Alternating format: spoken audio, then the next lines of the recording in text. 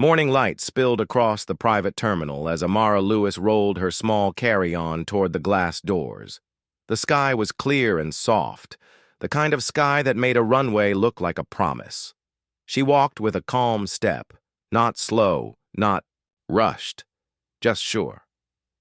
Jada, her assistant, moved beside her with a neat messenger bag and a slim digital tablet in her hand. They had been here many times.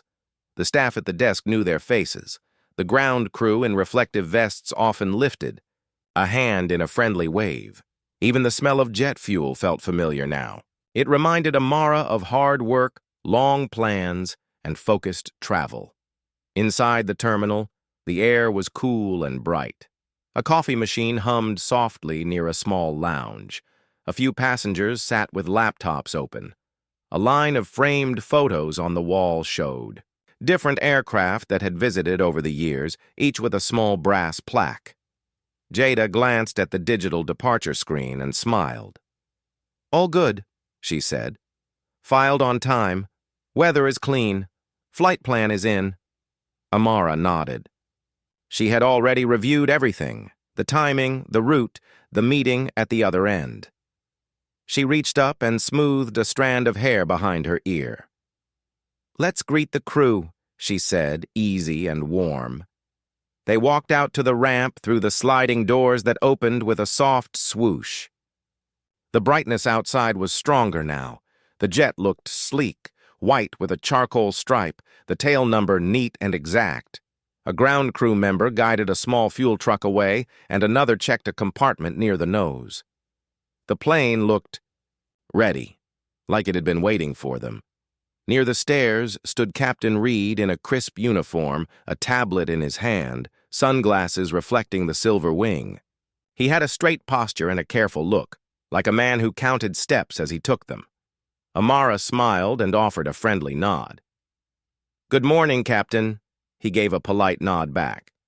"Good morning. Passengers for Charter 183?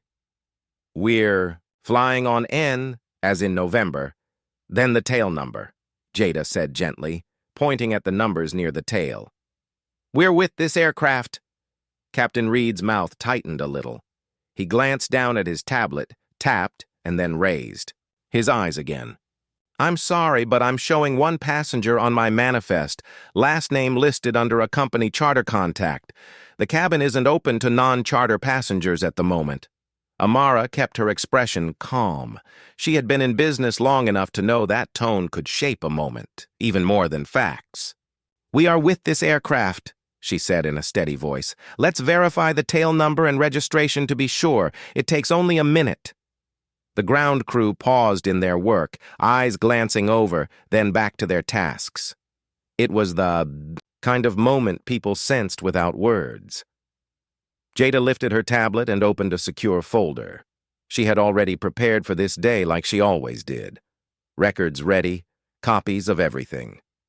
The breeze fluttered the corner of a printed checklist in Jada's other hand. Amara pointed to the tail number again, slow and clear, almost like a teacher guiding a finger along a page. "This is our aircraft. My company owns it. If there is a mismatch in the manifest, we can fix it quickly." Captain Reed looked again at his tablet. "I appreciate your patience, but I'm required to follow security. If you could wait behind the rope line while I finish my checks, I'll get clarification." Jada blinked and stepped forward half a step, polite but firm. "Captain, we have the registration certificate, the insurance document, and the LLC. Paperwork. We can show it to you right now. We can also ask the front desk to call flight operations." A couple standing near the lounge window watched with quiet faces. The ground crew member who had just finished with the fuel line glanced up and gave Amara a tiny nod that said he recognized her, but he did not step in. This was a crew matter, and crews follow lines. Amara kept her voice even. "Let's do a simple cross-check. We'll go to the FBO desk and call flight ops. They can confirm in 2 minutes." She offered a small, patient smile. "We travel often. Sometimes systems do not update. It is normal." Captain Reed didn't move. His jaw worked once, then stilled. "Please wait behind the rope. I will handle the verification." Amara didn't let irritation grow. She had seen what irritation did to people. It made them rush. It made them miss simple steps. She turned to Jada. "Let's call flight ops from the desk. We can stand there and be out of the way." Then, to Reed, she added, "Captain, we'll be right inside at the counter." They walked back into the terminal and up to the counter. The woman at the desk recognized them and offered a polite smile that looked a little worried at the edges. "Good morning, Ms. Lewis. Everything okay?" "Just a small verification," Amara said gently. "Could we please call flight ops?" "Of course," the desk agent said. She dialed a number with steady fingers. While they waited, Jada pulled up the public aircraft registry on her tablet. Her movements were smooth and quick. She typed the tail number the way a pianist taps a familiar song. The registry page appeared. She turned the screen toward Amara. The company name was right there, clear as day, the same name on the badge clipped to Jada's bag. "Here it is," Jada said, her voice steady. "Matching tail number, company owner. We'll show this as, well." The desk phone clicked, and a calm voice came on the line. The agent handed the phone to Amara. "Flight operations," the voice said. "This is Hale." "Good morning," Amara said, keeping her tone kind and factual. "We need a quick cross-check on the manifest for N, our aircraft. There seems to be a mismatch at the ramp." "Give me 1 minute to pull it up," Hale said. His voice had the color of experience, like someone who had solved many small human problems in busy rooms. Amara waited, listening to the soft ambient hum of the terminal, the whir of the coffee machine, a suitcase wheel across tile, a distant beep from the ramp, the low talk of two people at the lounge. Hale came back on. "Found it," he said. "Yes. You are listed as owner under the LLC. I also see your upcoming departure. The manifest shows one passenger, but I can see the notes that you travel with an assistant. That field might not have synced yet. I can walk out if needed." "Thank you," Amara said. "It might help to come to the ramp. We're at the stairs." "I'll be there in 2, Hale replied. Amara returned the phone to the agent and gave a small thank you with her eyes and a warm smile. She and Jada walked back out, the doors opening again with that soft, familiar sound. The breeze had shifted, carrying a faint scent of cut grass from somewhere beyond the fence. Captain Reed stood in the same spot, speaking quietly to a ground crew member. He straightened when he saw them approach. "Flight operations is on the way," Amara said kindly. "It will be quick." Reed's eyes flicked to the tablet again. He seemed to hold himself a little tighter now, like a rope pulled 1 notch. More. "I'm still required to keep the cabin closed to non-listed passengers," he said. "We understand," Jada answered, still careful, still respectful. "We just want to be sure the process includes the verification step. The registry is public. We have the documents, and the desk has already called." A maintenance tech, still in his coveralls, walked by and paused a respectful distance away. He had a roll of blue shop towels in one hand. He glanced from the tail number to Amara and gave that same small nod again. It was not meant to interfere. It was just human recognition, like saying hello without saying anything. The doors opened once more, and Mr. Hale walked out to the ramp. He wore a navy jacket and carried a slim folio. He moved with the calm of someone used to being called into. Little storms. He smiled at Amara, then at Jada, and finally at Captain Reed. "Morning," Hale said evenly. "Let's take a look." Reed handed over his tablet. Hale tapped through the screens, reading with a focus that felt efficient and fair. He did not rush. He did not drag. He checked the tail number with one eye on the fuselage outside his vision and one eye on the line of text. He nodded, clicked, and then looked up. "Ms. Lewis is the owner under the LLC," Hale said. "She is cleared to board. The manifest shows one passenger, but I see a note about her assistant. That looks like a sync delay. We can update that now." Amara gave a small, appreciative smile. "Thank you, Mr. Hale." Hale turned to Reed, still calm, still even. "Captain, when there's a question about identity or ownership, our SOP asks for respectful verification. The desk can call us. The public registry can confirm.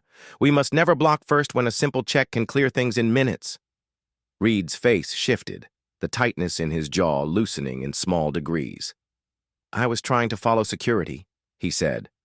"I didn't. See her on the manifest." "Security includes verification," Hale said. "Not sharp, not soft, just truthful. This was a moment to verify. We do it every day." A hush rested on the ramp. Even the breeze seemed to step lightly around the words. The ground crew adjusted, a chock near the wheel, and then eased back, giving space. Jada held her tablet against her chest, the screen dim now, the registry still open. Amara lifted her carry-on handle an inch and let it rest back down, patient as a steady heartbeat. Hale handed Reed back the tablet. "I'm going to ask you to step into the office for a debrief," he said, still professional. "We have a standby captain available to take this leg. I'll finalize the manifest update." Reed opened his mouth as if to argue, then closed it. He looked at Amara, then at Jada, and for a second his expression shifted again into something that looked like regret. He nodded once to Hale and stepped off toward the door. The ramp exhaled. The maintenance tech WEN member resumed. The standby captain introduced himself with a calm smile and easy posture. He listened while Mr. Hale gave him a brief update, then turned back to Amara and Jada with the kind of attention that makes people feel safe. He checked their names, the route, and the estimated wheels-up time. His voice was clear but gentle, and he moved with a rhythm that said he had done this many times and still cared each time. The ground crew shifted the stairs a little closer, metal feet scraping lightly on the concrete. A breeze pushed a warm ribbon of air across the ramp. Somewhere in the distance, a small trainer aircraft lifted off and climbed into the wide blue. "Before we board, I'll finish my walk around," the standby captain said. "You're welcome to wait in the lounge or right here if you're comfortable." He nodded toward the wing route and the gleaming rivets running in neat lines. "It won't take long." Amara chose to stay. She liked to see the small steps. The small steps told a big story. People doing the right thing in the right order, not because someone watched, but because it mattered. Jada stayed too, tablet tucked against her arm. The captain crouched near the front landing gear, checked the tire, the brake line, and the tiny sensor wire that a quick eye can miss. He stood and moved around the leading edge of the wing, glancing at the pitot tube, then following the slick curve of the fuselage to the rear. The maintenance tech, the same one with the roll of blue shop towels, watched from a few yards away and gave a quiet thumbs up when the captain looked his way. Mr. Hale stepped aside for a moment, answering a call with a short, thoughtful, then a soft, "I'll handle it." He returned to Amara and Jada, face open and steady. "Thank you for staying calm," he said. "It helps more than you know. We're updating the manifest field now, so there won't be a mismatch again. I'm also adding a note for the desk. If Ms. Lewis arrives, it's a verified owner arrival. Fast-track the cross-check." Jada nodded. "I can email you our digital binder link," she offered. "It stays updated with the latest insurance, registration, and crew authorization letters. We call it the 2-minute rule. If anyone asks, we can verify in 2 minutes." Hale smiled at the phrase. "That's a good rule," he said. "I'll share it with our team during the afternoon briefing." His eyes softened. "And I'm sorry again for the delay." Amara's phone buzzed. She glanced down. It was a message from her operations lead in another city. "How's departure? Client is ready anytime afternoon." She typed back. "Boarding soon. All good. Thank you." Then she looked up at Hale. "We appreciate how quickly you came out," she said. "In business, time shows what we value. You showed you value people and process. Hale gave a small, grateful tilt of his head. The standby captain returned from the tail and signed something on his tablet. Pre-flight complete, he said. Weights and balance are set. May I show you the safety features once you're aboard? Of course, Amara said. They started up the stairs. The cabin smelled faintly like a new car mixed with clean cotton. Sunlight flowed in through the oval windows and made soft shapes along the seats. Everything looked ready. A small bottle of water at each place, headsets in their holders, a neat stack of magazines no one ever really read but always liked to see. Jada placed her bag under her seat and clicked the handle into place. She ran through her own mini checklist on her tablet, meeting documents, headset audio test, charging cable, calendar open. Amara touched the back of a chair with a light, grateful hand, and then set her carry-on in the closet. She liked to keep it simple, even when she could make it complicated. Simplicity made things smooth. Smooth saved time. Time let people go home earlier to their families. She sat and buckled, then looked out the window. The ramp crew moved in a practiced pattern, not stiff, not sloppy, just right. The maintenance tech wiped a small smudge near the nose that probably no one else would see. The desk agent stepped outside for a moment and lifted a hand in a small wave. Amara waved back, and the agent's shoulders lowered a little, like a knot had come loose. The standby captain came into the cabin and gave a short safety briefing. He pointed out the exits, the emergency equipment, and the belt use. He asked about any preferences for cabin temperature. He spoke with respect and without rush. When he finished, he paused as if to say, "Any questions?" But also as if to say, "I'm here if anything changes." It was a nice way to be. Jada leaned slightly toward Amara. "I'm thinking about the first time we flew here," she said softly. "We had to ask where the coffee machine was, and we got lost going to the lounge." Amara smiled. "We learned the shape of the place," she said. "Now it feels like a long hallway of our work." They both chuckled quietly. The humor was small, but real. It was the kind of humor that comes after a tense moment, when people remember they can still breathe and share a true thing. Mr. Hale stepped to the cabin door and spoke with the captain in low tones. He glanced in and gave a brief nod to Amara and Jada, then stepped back down the stairs. The captain closed the door halfway but left it unlatched while the last paperwork updates came through. He sat at the front and tapped through pages on his cockpit screen. The electronics hummed softly, a tiny chorus of readiness. While they waited, Amara's mind wandered for a second to the day she signed for the aircraft. She remembered the hangar smell, the test flight, the way the clouds hung like slow ships. She had decided to purchase because commercial flights, while fine for many trips, had begun to demand too much time and unpredictability for her team's work. This small jet gave back hours. Hours turned into better meetings, clearer decisions, and small kindnesses like arriving home for a family dinner instead of a late-night snack alone. She had promised herself she would use the time well. Her phone buzzed again with a message from her mother. "Travel safe. Proud of you." She smiled and typed back, "Thank you. See you soon." It was a little thing, but little things held the shape of a life. Jada, eyes on her tablet, worked through a checklist she had built over months. It had friendly names. Wheels up, in the air, wheels down. Under each name were 3 or 4 tasks. Nothing heavy, nothing fussy, just things that made the next steps easy. She added one more item to Wheels Up. Send 2-minute rule doc to FBO. She tapped Save. The list felt like a soft, steady light. Down on the ramp, the door to the operations office opened, and Captain Reed emerged with Mr. Hale. Reed walked with his eyes a little low, not in shame, but in thought. Hale spoke quietly and held the door for him. Reed nodded once, said something short, then stepped inside again as another person arrived. Hale looked up to the cabin and caught Amara's eye.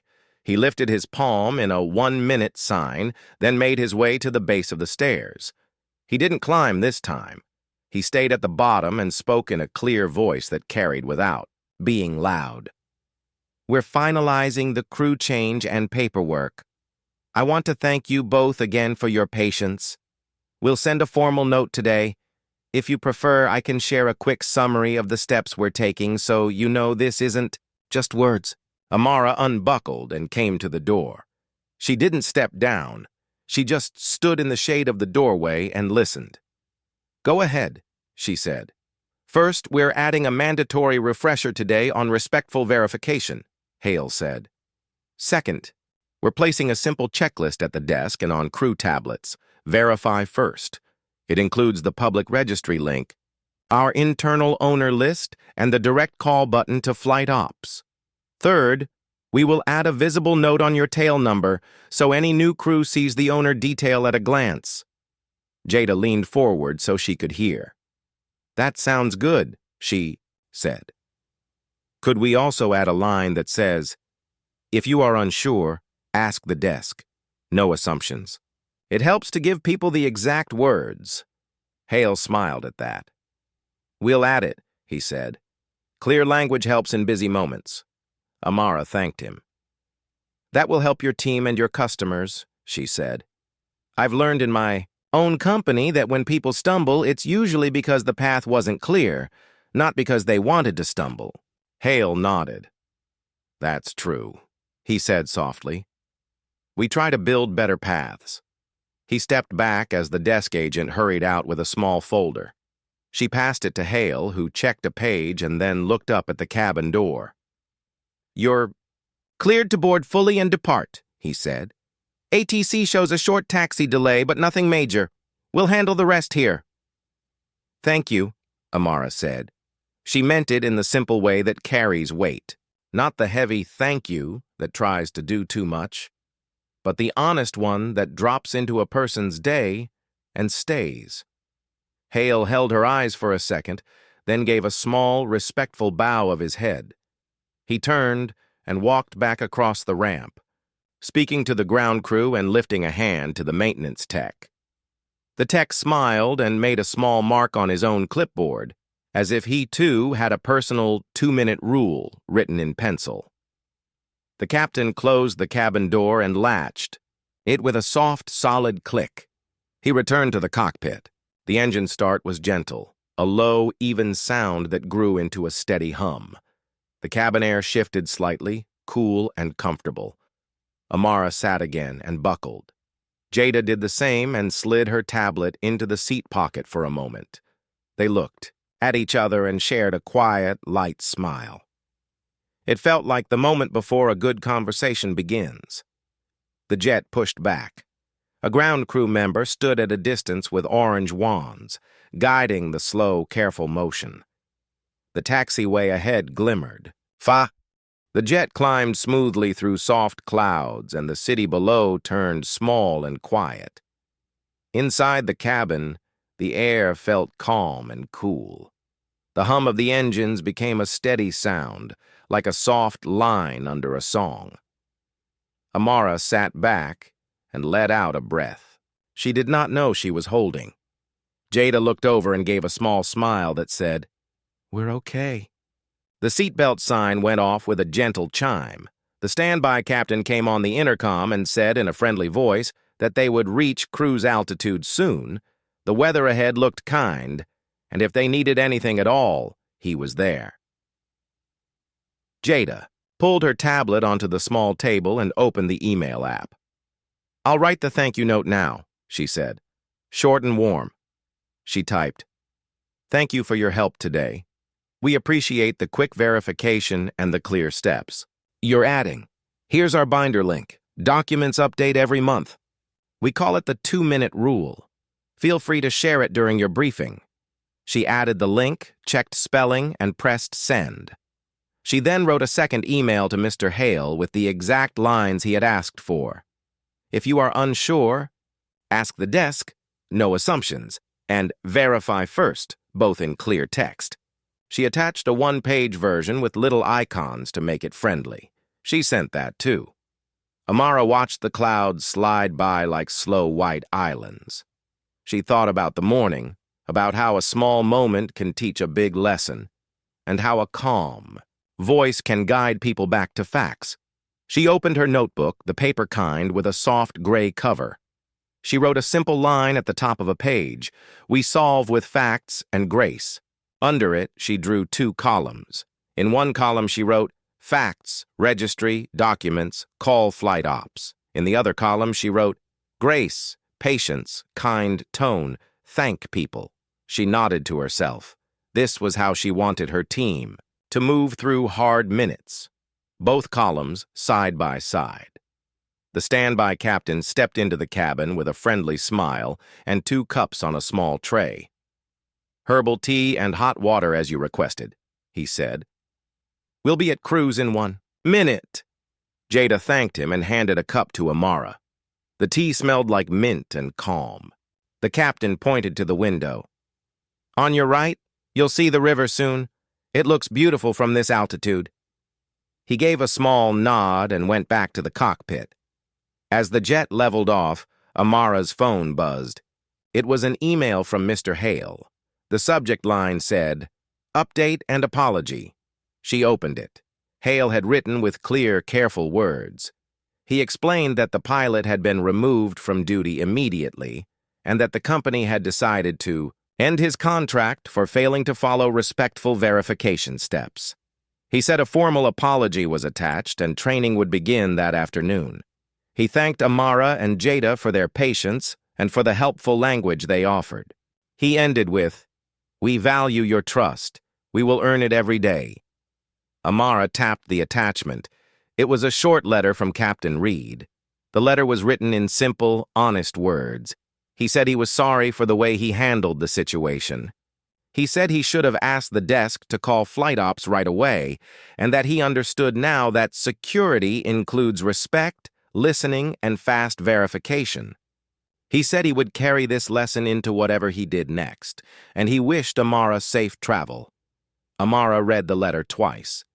She did not feel anger now. She felt the weight of a small human mistake and the chance to turn it into better care for the next person at the gate. She typed a reply to Hale. "Thank you for the clear update. We accept the apology. Please let your team know we hope this training helps everyone. If the former captain asks, you may share this note. I accept his apology, and I wish him better. Days ahead." She pressed send.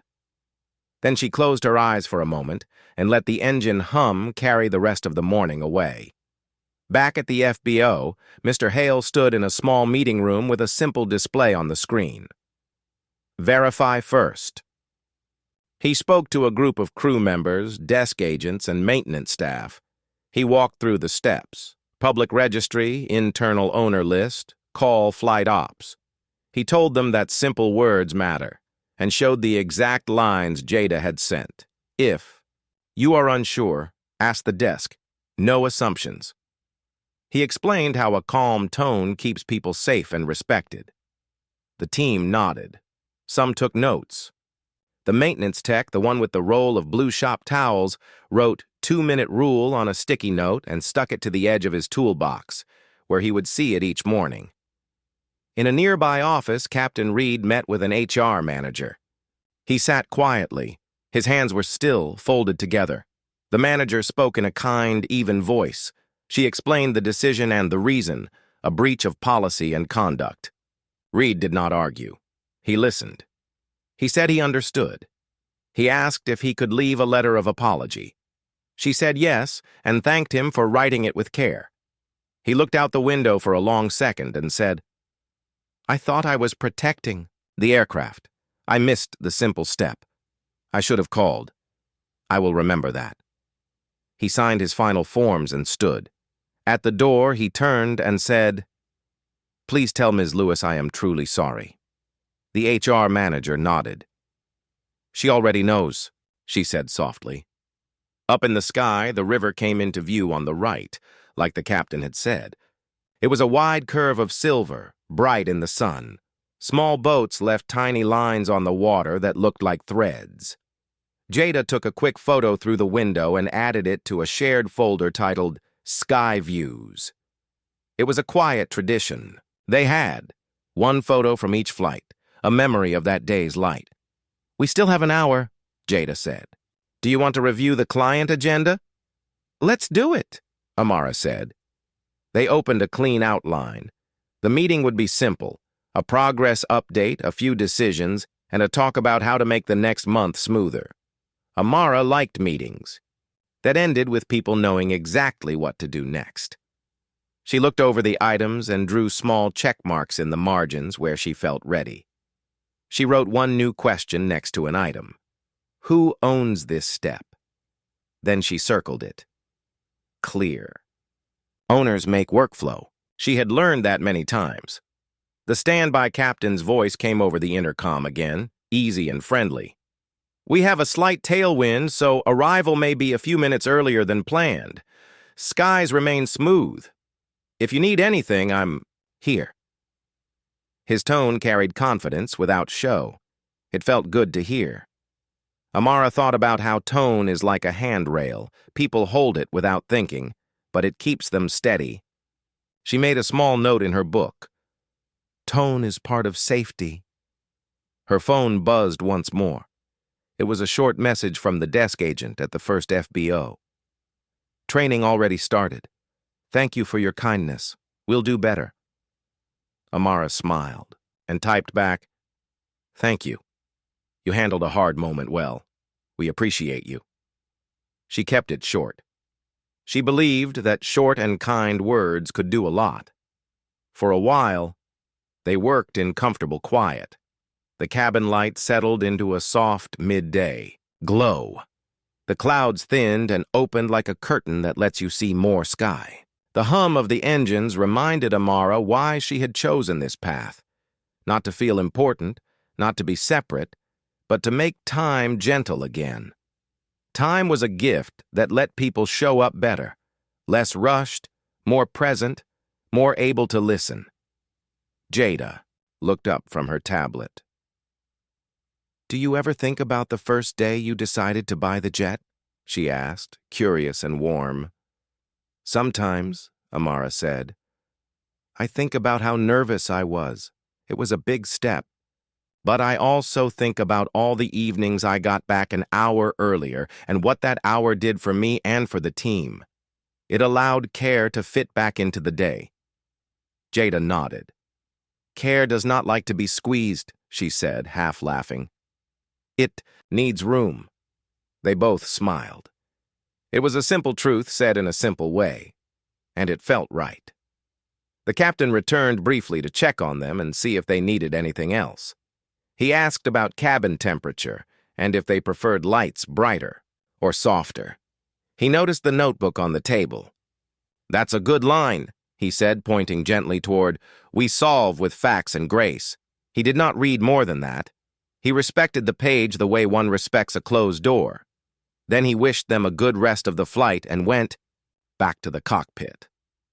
As they neared their destination, the clouds grew thinner, and the ground below showed fields in neat patterns and roads like careful lines drawn by a steady hand. The captain's voice came through again. "Beginning descent now. Seatbelts on in 5 minutes. Expect a smooth landing." The chime sounded, and Amara and Jada buckled. Jada put away the tablet and took a last sip of tea. The cup was warm and felt good in her hands. Amara looked out the window and thought one more time about the morning. She did not replay the hard parts with a heavy heart. She held the good parts close: the quick call, the fair check, the way the team moved once they knew the facts, the way the FBO chose to teach instead of hide. She thought about Captain Reed's letter and the way a person can learn even on a hard day. She hoped he would be okay. She believed most people want to do well when they know how. The earth rose gently to meet them. The runway came into view, long and sure, with white lines like a simple path. The landing was smooth, the kind that feels like a quiet handshake with the ground. The engines changed their note, lower now, like the end of a song. The jet rolled off the runway and onto the taxiway, where small signs pointed like friendly fingers. The captain guided them with steady hands and a calm mind. They stopped at the next FBO, a place they had visited before. The line crew was ready, with chocks and a small set of stairs. As the door opened, a warm bit of outside air mixed with the cool cabin, and it felt like stepping from on. The afternoon sun lay warm stripes across the meeting room as Amara and Jada took their seats at the client's office. The room had big windows, soft chairs, and a simple whiteboard. A carafe of water sat in the center of the table, with glasses, turned upside down like small hats. The client team entered with easy smiles. They were ready, not hurried. The lead, a thoughtful woman named Priya, thanked Amara for making the trip and asked how the flight went. Amara answered with honesty and grace. She said there had been a small delay at departure, but the team handled it quickly and respectfully in the end. She added that the FBO was making clear changes to help future guests. Priya nodded with real interest, not just polite words. "That sounds like a strong recovery," she said. "I'm glad you were treated well." The meeting itself felt clean and steady. They reviewed progress, updated timelines, and trimmed 2 tasks that had become no longer necessary. Amara asked her favorite question, "Who owns this step?" and each item found a clear owner with a clear next action.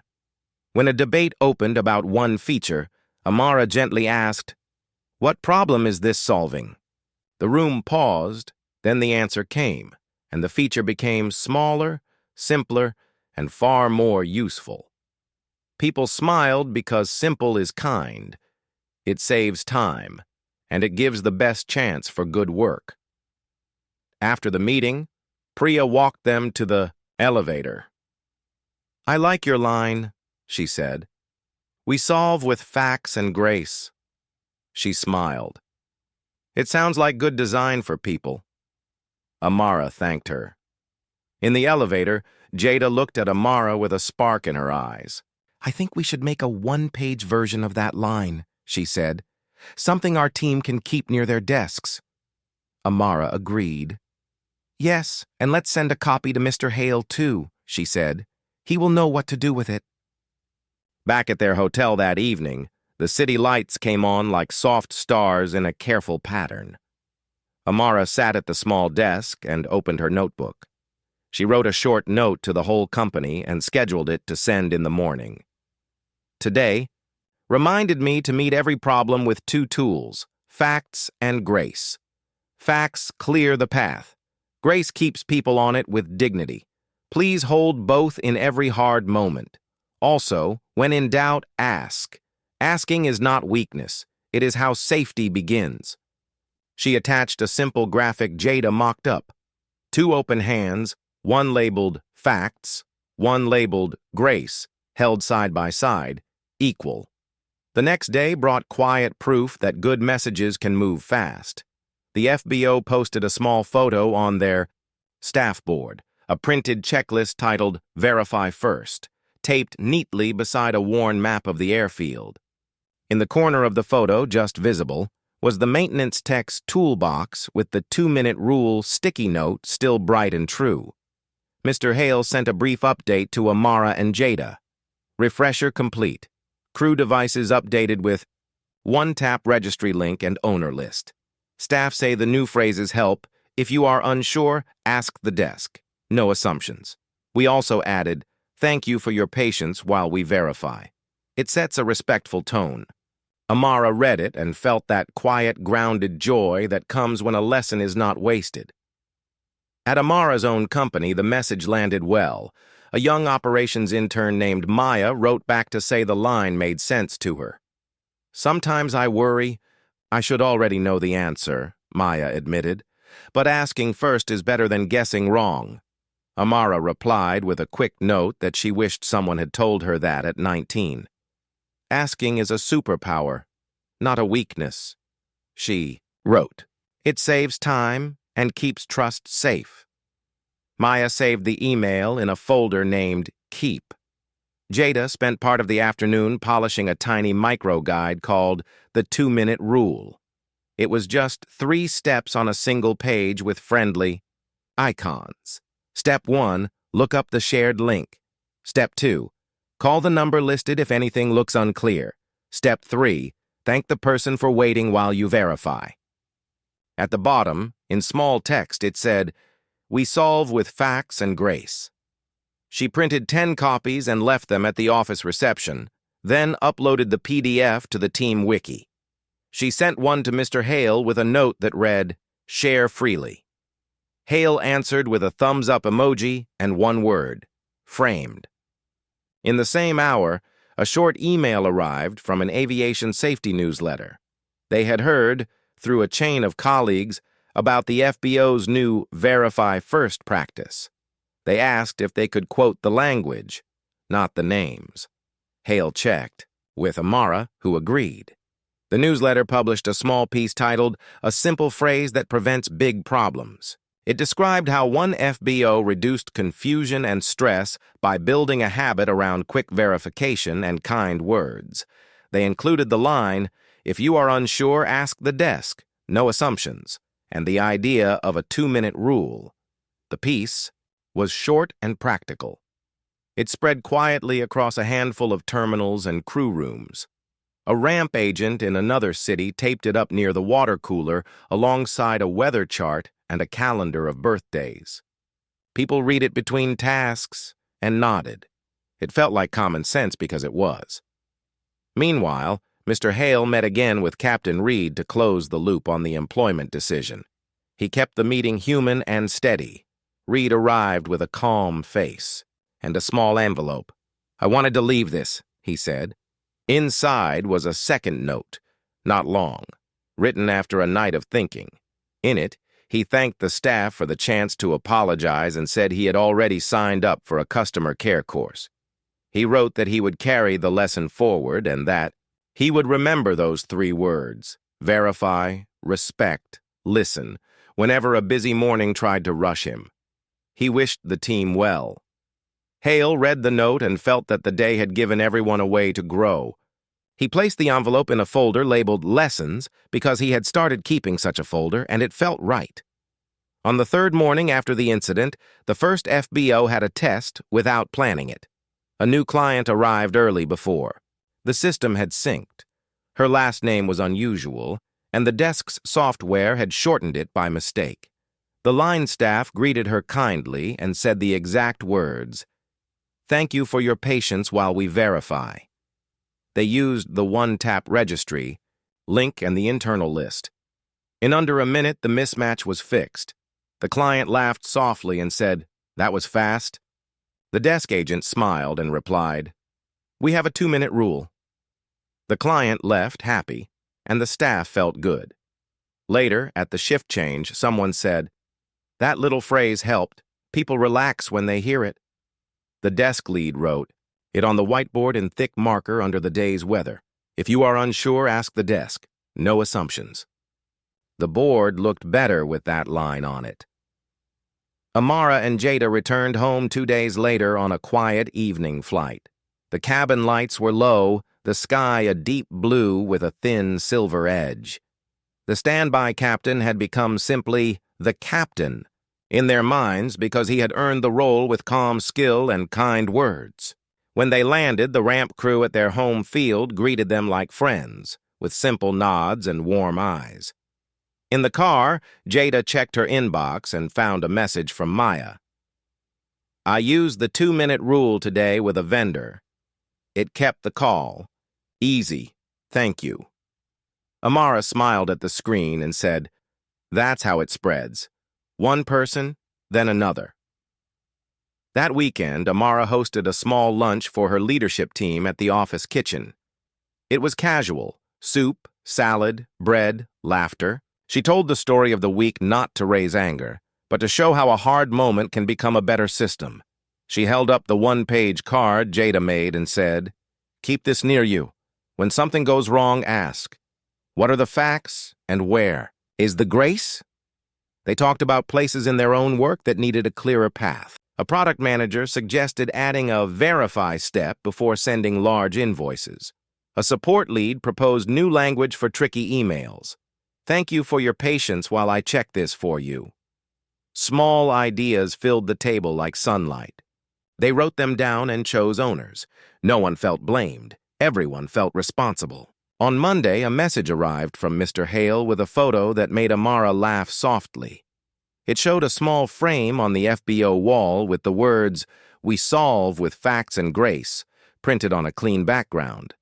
Beneath it was a short plaque, a reminder from a good day that could have gone badly. Hale's note said, "Thank you for helping us make better days." Amara wrote back, "You did the work. We simply met you in the middle." The story found one more gentle ripple.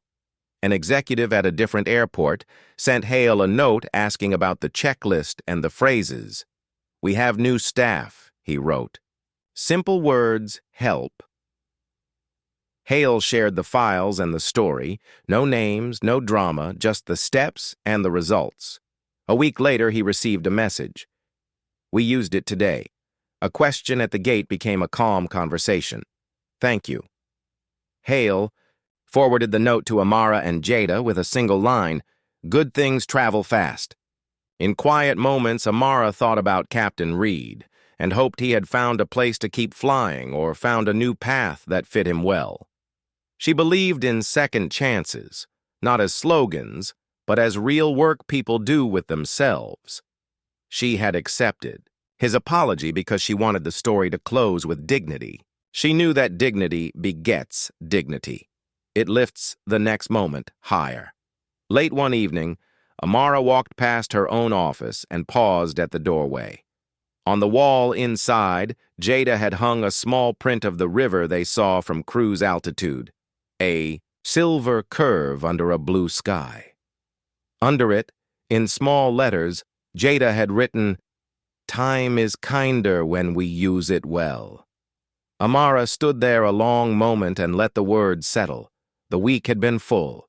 It had tested patience and process. It had also shown how strong a day ka. Autumn arrived with clean air and gentle light. On a crisp morning, Amara and Jada rolled their carry-ons through the same glass doors at the private terminal where everything had happened months before. The lobby felt familiar, but also a little new. A small frame hung on the wall near the desk. "We solve with facts and grace." Beside it, a neat sheet read, "Verify first with 3 simple steps." The desk agent looked up and smiled with calm eyes that said, "Welcome," before her mouth said the words. "Good morning, Ms. Lewis," the agent said. "Thank you for your patience while we verify." She tapped the tail number into her screen, pressed a button labeled Owner Check, and nodded. "All set. Crew tablets already show you as owner. Your assistant is listed too." Jada glanced at Amara with a soft grin. It was a small thing, but small things were the shape of the day now. The agent turned to a man behind them who had an unusual last name. "Thank you for your patience while we verify," she said again. She used the one-tap link on her tablet, checked the registry, and confirmed his booking in under a minute. The man laughed lightly. "That was fast," he said. "We have a 2-minute rule," the agent replied, warm and steady. He left smiling, and the next person in line smiled too, because kindness spreads by example. On the ramp, the jet waited with that same quiet, ready look. The standby captain from before, now simply Captain, walked toward them with a relaxed step and a professional smile. He greeted them by name, confirmed the route, and said he had already checked the new Owner Verified tag on his screen. He pointed, not to show off, but to include them in the ease of it. "It helps," he said. "Simple makes safe. Maintenance tech wheeled a cart past, the same one from months ago. The blue shop towels peeked out of a side tray. He lifted a hand in a small wave. On the side of his cart, under a strip of clear tape, a tiny paper read, 2-minute rule. It was still there, a little worn, still doing its quiet job. Amara waved back. She liked that kind of devotion, silent, steady, useful. They climbed the stairs and stepped into the cabin. The light through the windows felt gentle, like the morning had decided to be kind. Jada set her bag down and pulled up the day's plan. Their schedule was full but not rushed. A site visit, a lunch with a partner, a short talk at an industry breakfast. The captain gave a quick safety review, friendly and focused. When he was done, he asked, "Any comfort preferences?" It was a small question that said a big thing. Your comfort matters. As they taxied, Amara looked out at the runway lines and thought about how process lives in people's hands. You cannot hang a sign and expect magic. You shape a habit, and the habit shapes the day. She made a quiet promise to keep shaping. The flight carried them to a city where the air had a salt smell and the streets curved around a wide bay. The site visit went smoothly. The partner lunch was light and useful. At the breakfast event, Amara sat on a small panel with two other leaders. The host asked about culture and trust. When it was her turn, Amara shared the simple story of the morning. Months ago, without naming names or stirring old heat, she spoke about how a short, tense moment became a better system and how a kind voice carried the process home. We found that two tools changed everything, she said. Facts cleared the path. Grace kept people on it. We used both. She described the verify first steps and the exact phrases that helped. Thank you for your patience while we verify, and if you are unsure, ask the desk. No assumptions. She saw heads nod. People wrote down the words like they were a new route on a familiar map. In the Q&A, someone asked, "What if the other person is not calm?" Amara answered softly, "Then you hold calm for both of you. Calm is a gift you can give while the facts catch up." After the event, a small group came up to her with simple thanks. A young manager said she would bring 2-minute rule to her team that afternoon. A senior leader said the phrases felt like handrails. "We forget we need them," he said. "But they keep us safe." Amara listened more than she spoke, and when she did speak, she kept the words short and clear. She had learned that short. Clear words are the ones people can remember when the room is busy. Back at their hotel, Jada opened her laptop and drafted a 1-page case note. How one phrase reduced delay and stress. It included a simple chart with 3 lines: average verification time, reported disputes, and customer thanks. The lines told a neat story. Time went down, stress dropped, thanks went up. She sent it to Mr. Hale with a small note. Use this if it helps you teach others. Hale replied, "It helps. We'll share it at our network call." His message ended with a photo of a whiteboard in their crew room. If you are unsure, ask the desk. No assumptions. Written in bold marker under the day's weather. The next morning, their calendar had a small space before departure. On the hotel lobby board, a flyer announced a community hangar open house near the airport. There would be coffee, small planes on display, and a scholarship table for student pilots. They had an hour. They decided to go. The hangar smelled like clean oil and stories. Children pointed at shiny propellers and asked soft questions with big eyes. A retired air traffic controller told a teen how to read a sectional chart. The scholarship table was simple: a stack of forms, a jar for donations, 2 folding chairs, and a handmade sign, "Help a student pilot." A man sat behind the table, talking with a girl in a denim jacket. He was listening carefully, nodding as she spoke about grades and saving up for flight time. When the girl left, the man looked up and saw Amara. He stood. It was Captain Reed. For a second, time felt hushed. Then he gave a small, respectful nod. "Ms. Lewis," he said. His voice was quiet but steady. "Thank you for coming by." Amara nodded back, also steady. "Good to see you," she said. "How are you?" "I'm well," he answered. "I took a customer care course and a crew resource class. I volunteer here now, and I have an operations role at a different company. We train new staff, we teach 3 words a lot: verify, respect, listen. He gave a light, careful smile. I carried them forward. Jada stood beside Amara, calm and kind. Reed continued, I'm grateful for the chance to apologize then. I meant it. I still do. The lesson stayed with me. He gestured to the scholarship jar. We're raising funds for a few hours of flight time for students who need a start. If you'd like to be part of it, it would mean a lot. Amara looked at the jar and then at Reed.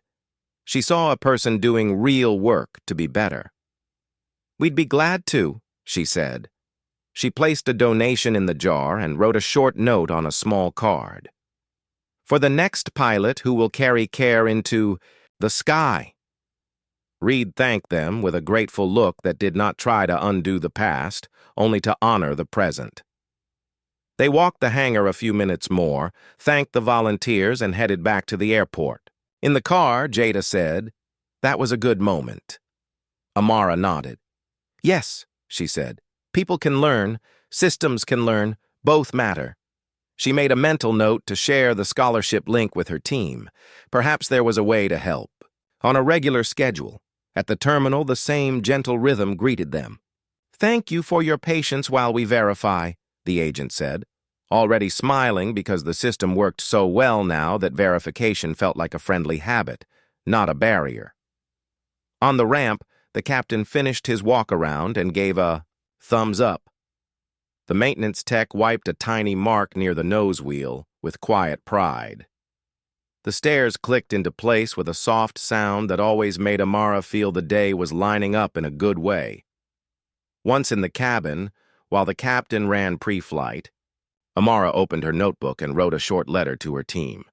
The subject would be Quiet Infrastructures of Kindness. She wrote, Today I saw how a short phrase and a short pause can change people's day. We all design systems, big or small. Let's design them so the right thing is easy and the kind thing is normal. Facts clear the path. Grace keeps people on it. Teach the path so no one has to guess. She added one more line. We will start a small grant for frontline workers in our partner network, $1,000 each, so they can design a checklist, a phrase, a layout, or a little tool that makes someone's day smoother. We will call it the 2-minute grant. She looked up. Jada was already nodding. I love it, Jada said. We can invite the FBO to apply. The maintenance tech might have ideas. He labels everything. He thinks like a teacher. 2 weeks later, the first set of grants went out. The maintenance tech sent a picture, clear, color-coded labels for a starter kit he made for new mechanics. Each label had a friendly icon and a short note. This will save hours in the first month, he wrote. Thank you. Another grant helped a receptionist at a partner office redesign the welcome counter. She moved the forms to eye level, added a small sign with the phrases, and placed a pen cup within easy reach. People smile more, she wrote. I think because the desk now says, without words, we prepared for you. Amara printed those notes and pinned them on a board near her desk. The board had only 4 words at the top: facts and grace, proof. She did not need dozens of examples. A few strong ones were enough to remind everyone that change does not have to be loud to be real. On a clear evening, Amara and Jada returned to the first FBO for another trip. The sun was low, and the tarmac lines glowed softly. A child in the lobby pointed at a framed photo that showed a small team holding a Verify First checklist. The desk agent leaned over and told the child, "That picture helped us."